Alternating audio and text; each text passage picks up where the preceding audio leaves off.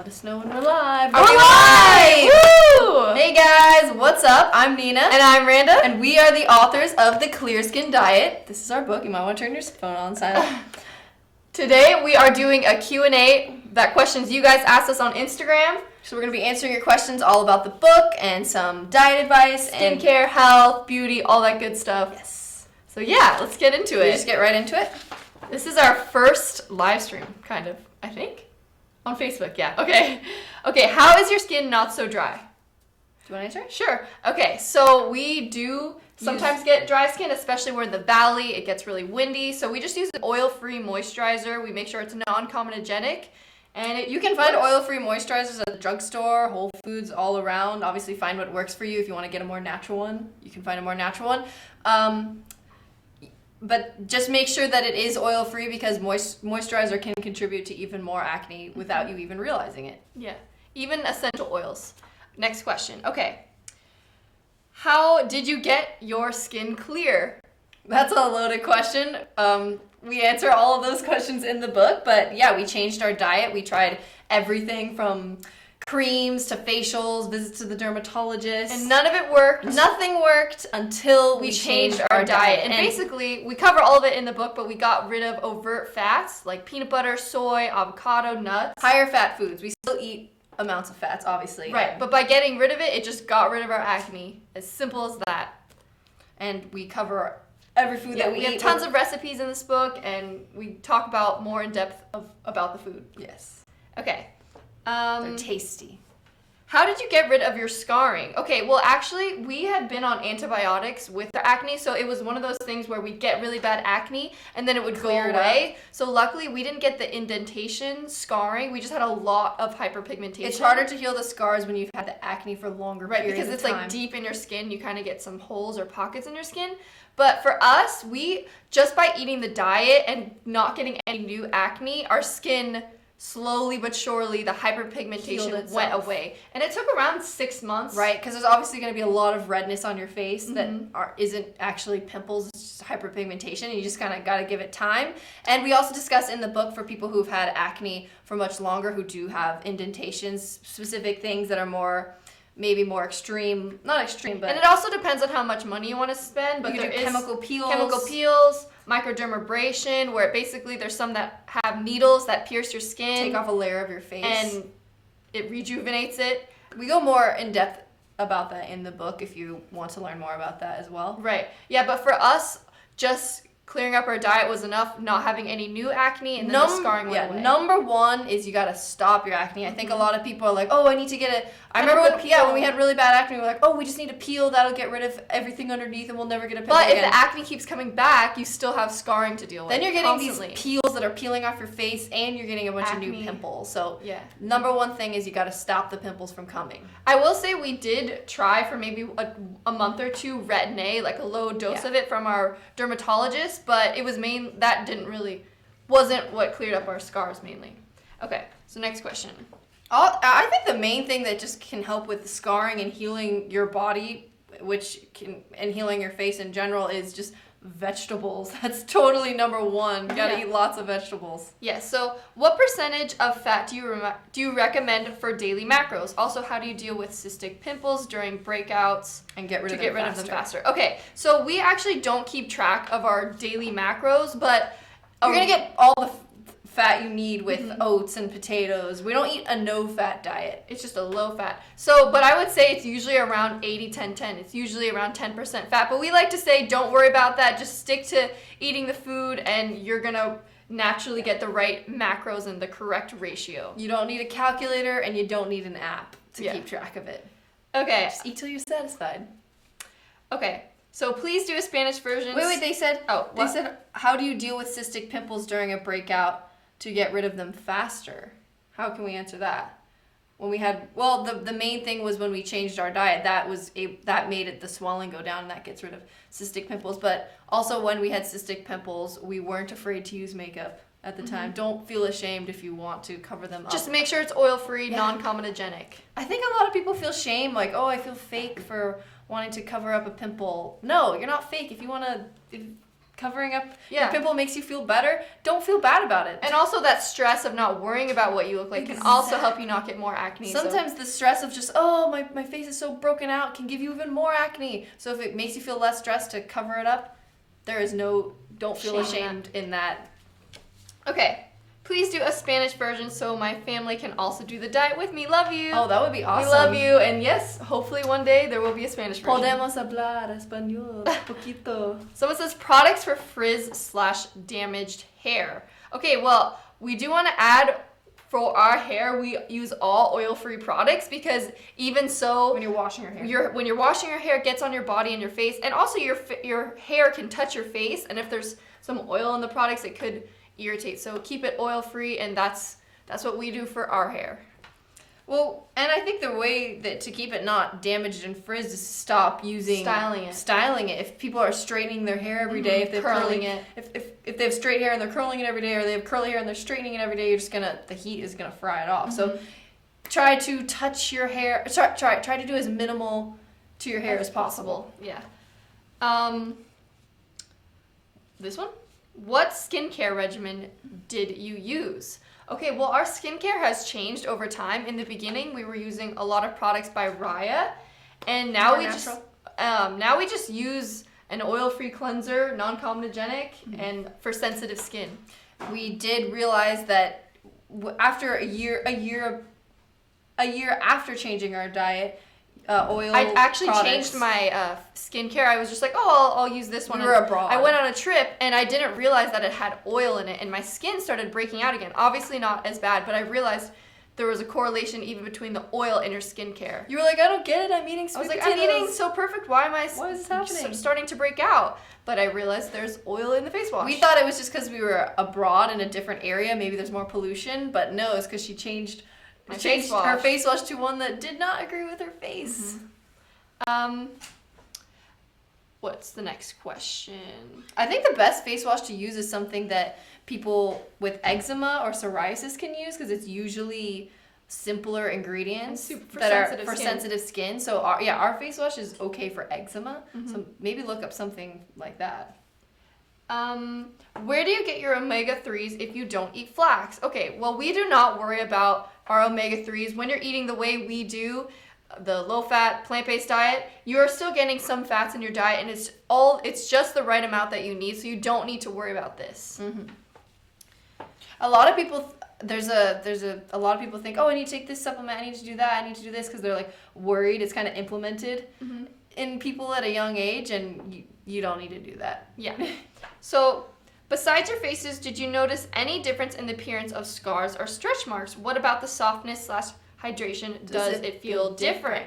Okay, well, if you're talking about stretch marks on the body, I have never had stretch marks. But we noticed a difference within 3 days of changing our diet. I was like, oh my gosh. It literally felt less inflamed. It doesn't less feel swollen. oily. You know, when you after you eat an oily, fatty meal, I would be like, why do I feel it on my face? It was because the oils were literally coming out of my face. So it just felt not dry, it just felt more normal. Yeah, I feel like the quality of my skin just felt almost like baby. You know what we said? We were like before we hit puberty. Yeah, I was like, it feels like I'm 13 again, where my face just feels clean. Yeah. It just felt cleaner. Yeah, so it felt good.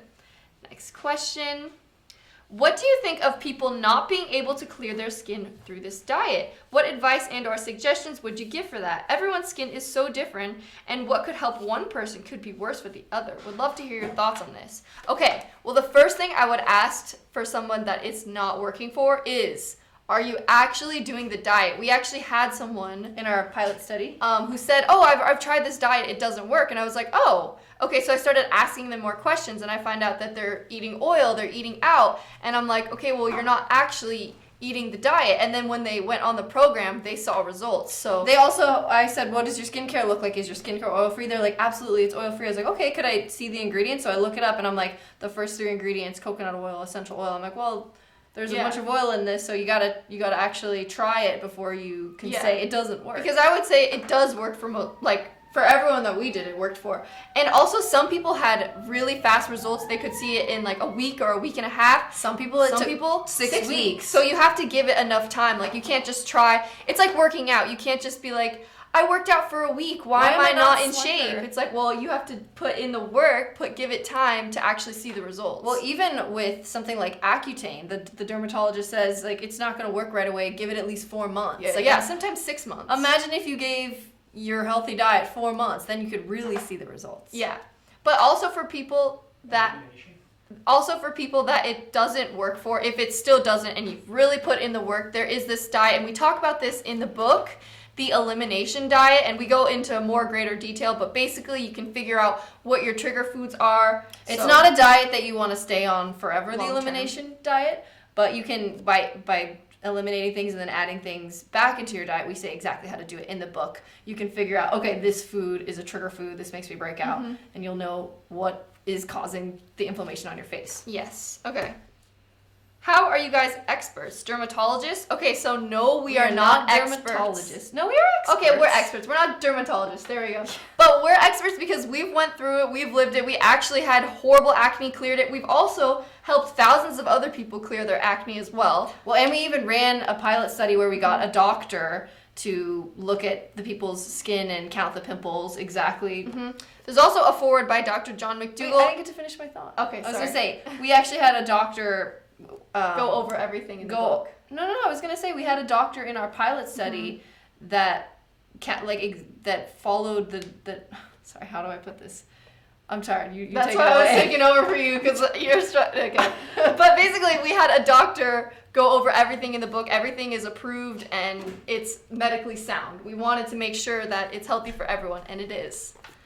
Okay, so what types of food do you eat for breakfast, lunch, and dinner? I seem to struggle on what to eat. Okay, again, we talk about it all in the book, but there's even more recipes in here that you can learn from, but we like to usually keep it pretty simple. Like for a breakfast, we love oatmeal. For lunch, we love rice and beans, and for dinner, we like a stir fry with noodles. Burrito, pasta. There's loads of different things you can eat. You just got to get creative with it.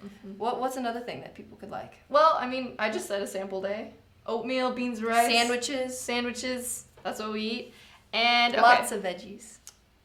Okay, I'm trying the McDougall diet, and my mom is worried about me not getting any fats. Fats. Do you have any scientific data to show that I'll be okay? Okay, well, we have tons of scientific data in this book, so if she were to read it, I think she would probably feel better about it. And you can, what we talk about specifically in the book is what you'll be eating is in parts of the world there are people who get no acne in Okinawa. And they live the longest lives of everyone in the world. Yeah, they also happen to live to 100 and they're eating a low-fat diet and they're healthy and thriving. And so there's lots of studies on that and we go over that. If anything, she should be excited for your health. Exactly. But, yeah, it's just different. So people, when they hear something different, they automatically are like, no, that can't be right. Do you guys take protein powder? We don't think protein powder is necessary. Sometimes we have like a Vega protein shake because we like the flavor, but it's not necessary. No, not at all. Because the food that you're eating has all the protein and health nutrients that you need. Okay. Can this help clear up hormonal acne too? I would say this is the best for hormonal acne. What we had was hormonal acne. Cystic, the worst, all along the jawline. It was everywhere, but this would be the best thing you could do for hormonal acne. Okay. Have you guys ever done 1 week with an introductory amount of healthy fats incorporated again after the many years to see if your body had changed? I just can't imagine never eating avocado or nuts again for the rest of my life to have perfectly clear skin. This is a very common question we get. And actually, a lot of my friends ask me this. I have sometimes just had like a random thing that has fats in it, like a Cliff Bar or something, and I find that I don't do that really often at all, but it didn't really make me break out or anything. There was some people in our study that decided they wanted to add back in fats, and as long as they kept their vegetable intake up, their skin remained clear. There are some people who decide they want to have peanut butter, add more fats in, and their acne comes back. So it's really a person-to-person basis. I think the main thing is clear your skin, follow the diet, and then if you want to try it, feel free. And then if you see a breakout, then obviously, okay, I know that's not going to work. I would say for at least the first 6 weeks, be really tight with it, give it your all, and If you're seeing results, then great, and you want to continue on that path, good. But if you do want to try incorporating it back in, you could try it out and see what works for you. I personally have not tried like the avocado and No. peanut butter and nuts, mainly just because I don't crave it. Right. We just I don't don't want it. And to me, I mean, I guess I could try it and see if it breaks me out, but I love having clear skin with being on camera for YouTube, going on callbacks and auditions, and having to be on set. For me, I like to eat this way, and I like to keep my skin clear, so I haven't really It's not felt worth it. the need to try it again. Yeah. I'm not saying I never will. I probably will. Yeah. How to deal with doctors who don't agree with a plant-based diet. I would say get a different doctor. That's my best opinion. Tips to increase running mileage. Well, if you've been following us and up to date, I guess you would know that we're maybe running more than we usually have. I ran 40 miles the last 8 days. I did 40 miles last week as well. But I think start out small. Start out with a 3-mile run and do that for a bit, and then increase it. Don't just go for a 10-mile run if you've never run before, because you're probably gonna hurt yourself. I would also say don't be like, oh, I need to run 5 miles, and then you're like pushing yourself so hard while you're running those 5 miles. You want to be at a pace where you can still talk to your running buddy, and it shouldn't feel too hard, and then slowly over time you'll get the mileage. So maybe start somewhere, like if you've never run before, try a mile, and then as it gets easier, work your way up. Yeah. How has your diet changed since when you cleared your skin back in the beginning? Oh. Have you cut out, minimized, or added in any foods lately? How has it changed since the beginning? Well, we did cut bread or gluten for a while. Yeah, that's the next question. What's your current stance with gluten? Okay, yeah, we did cut gluten, and I mean, even for a month, I think I went completely like processed sugar-free. Never again. I'm not doing that. But no, we still eat. We did cut it out for a while, but we still eat bread occasionally. Honestly, though, our diet hasn't really changed. No, it's much. pretty much It's pretty much been the same because we're so happy and satisfied with it. Sometimes we go through little phases where we're like, beans and rice, I love it so much. Sweet potatoes. So it's just kind of, it depends on the timing, I guess. We're toads in the beans and rice. And Yeah, we totally are. But we did try some experiments for a while where we got rid of gluten, and I found that it made my skin even better, but I also find eating it now, it doesn't really affect it much. Right. So, and sometimes, especially with all the running we do, it's like you burn everything off. Yeah, bread is such an easy way to get extra calories, so I'm just like, I'm gonna have this bread because I want to be able to run. So can we get your book in the UK? I'm pretty sure you could pre-order it. Can they pre-order it, Dad? I don't. I have to get back to you. We'll have to get back to you on that. If you can pre-order our book. I'm pretty sure you can. Once it's published on April 10th, it'll be available in the stores UK and in stores. Yeah. So those are all the questions we have. I hope you guys enjoyed this live stream and you learned something from it. Make sure you're following us, subscribe, like. Check out all our that book. stuff. You can visit theclearskindiet.com if you want to learn see more products we recommend and pre-order the book. Join the newsletter. There's going to be lots of stuff going on there, so go check it out. You can also see tons of before and afters and get some support. Specific people, if you want to see before and afters of people who followed this diet, who are in our program, I feel like you could get inspired and get excited. You know, the reason that I bought Proactive was because I saw these before and afters and was like, wow, that could be me. Unfortunately, Proactive didn't work for me. But this did work for people. And a bunch of other people. We witnessed it firsthand, and it was an amazing thing to witness, and we can't wait for you guys to do the same for yourself, because when you get your complexion back, you get your life back. That's at least how I feel. Yeah. Confidence is everything. So thank you guys for watching. Bye!